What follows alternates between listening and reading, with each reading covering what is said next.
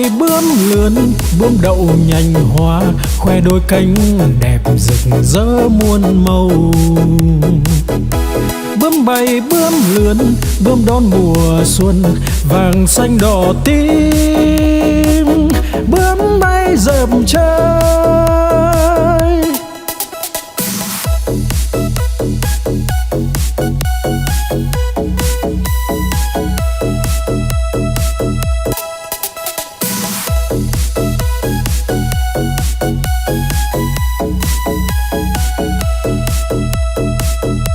Bướm bay bướm lượn, bướm đậu nhành hoa, khoe đôi cánh đẹp rực rỡ muôn màu.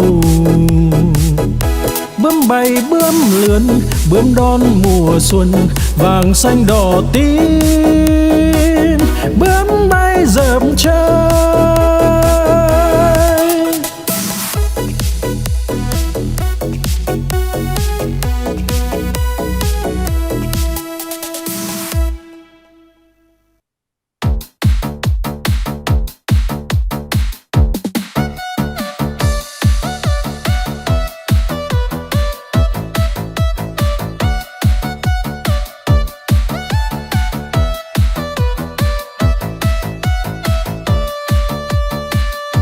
No lòng phĩ dạ là con cá cơm, không ướp mà thơm là con cá ngát. Liệng bay thoăn thoắt là con cá chim, hột cẳng chết chìm là con cá đuối. Nhiều năm nhiều tuổi là cá bạc đầu, đủ chữ đủ câu là con cá đối. Mai nở tàn tối là con cá hoa, trắng muốt làn da là cá út thịt. Lưng dài hẹp nách là cá lòng tong, ốm yếu hình dung là con cá nhái.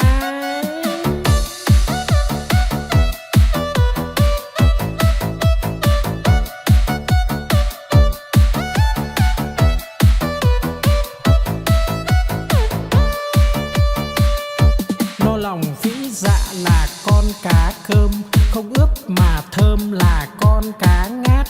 Liệng bay thoăn thoắt là con cá chim, hột cẳng chết chìm là con cá đuối. Nhiều năm nhiều tuổi là cá bạc đầu, đủ chữ đủ câu là con cá đối.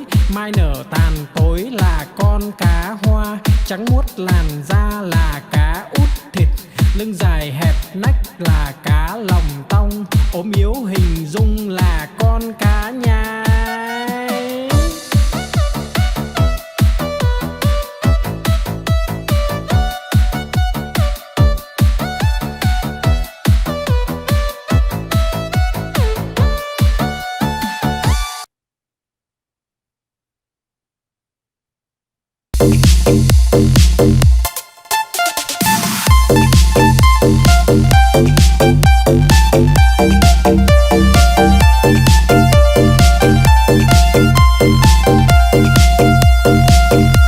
Đi cầu đi quán, đi bán lợn con, đi mua cái xong đem về đun nấu. Mua quả dưa hấu về biếu ông bà, mua một đàn gà về cho ăn thóc. Mua lược chải tóc, mua cặp gội đầu, đi mau về mau kẻo trời sắp tối.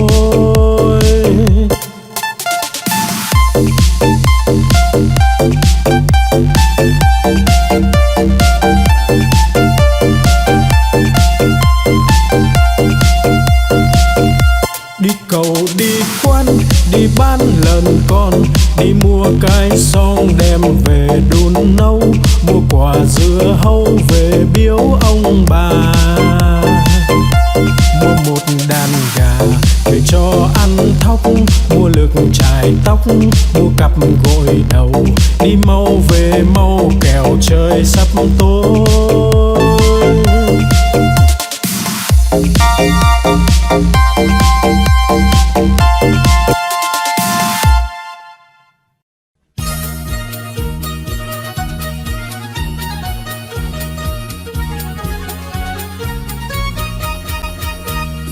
Đi chân bò cầm cây roi thật to, bò không đi lấy cây roi ra chọc đít bò, bò đứng dậy đi ngay.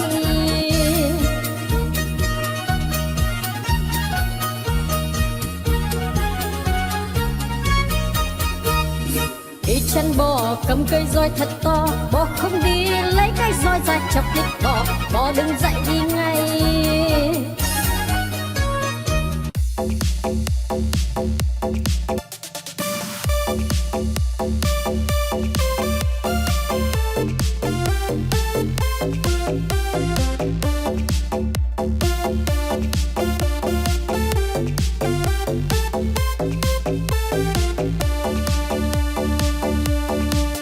Con cua mà có hai càng, đầu tai không có bò ngang cả đời. Con cá mà có cái đuôi, hai vây ve vầy nó bơi rất tài. Con rùa mà có cái mai, cái cổ thụt ngắn thụt dài vào da.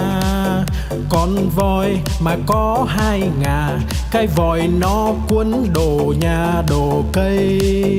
Con chim mà có cánh bay, bay cùng Nam Bắc Đông Tây tỏ tường.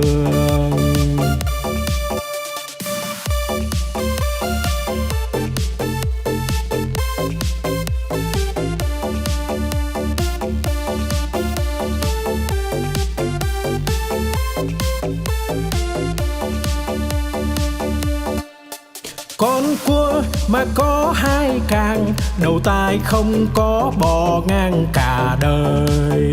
Con cá mà có cái đuôi, hai vây ve vầy nó bơi rất tài. Con rùa mà có cái mai, cái cổ thụt ngắn thụt dài vào da. Con voi mà có hai ngà, cái vòi nó cuốn đồ nhà đồ cây.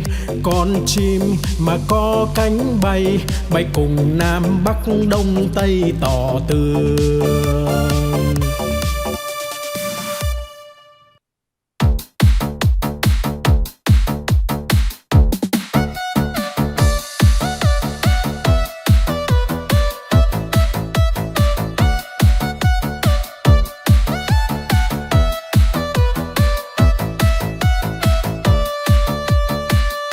No lòng phĩ dạ là con cá cơm, không ướp mà thơm là con cá ngát. Liệng bay thoăn thoắt là con cá chim, hột cẳng chết chìm là con cá đuối. Nhiều năm nhiều tuổi là cá bạc đầu, đủ chữ đủ câu là con cá đối. Mai nở tàn tối là con cá hoa, trắng muốt làn da là cá út thịt. Lưng dài hẹp nách là cá lòng tong, ốm yếu hình dung là con cá nhái.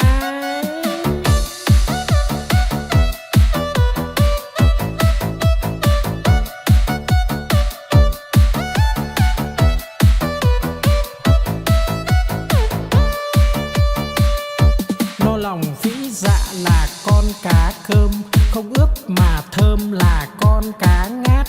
Liệng bay thoăn thoắt là con cá chim, hột cẳng chết chìm là con cá đuối. Nhiều năm nhiều tuổi là cá bạc đầu, đủ chữ đủ câu là con cá đối. Mai nở tàn tối là con cá hoa, trắng muốt làn da là cá út thịt. Lưng dài hẹp nách là cá lòng tong, ốm yếu hình dung là con cá nhái.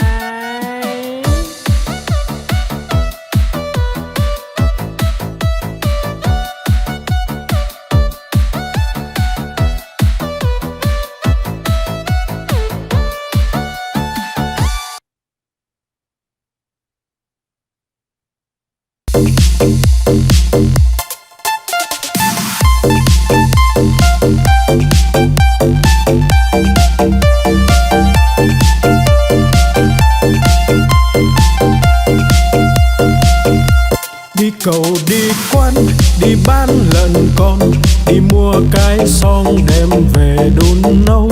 Mua quả dưa hấu về biếu ông bà, mua một đàn gà về cho ăn thóc. Mua lược chải tóc, mua cặp gội đầu, đi mau về mau kẻo trời sắp tối.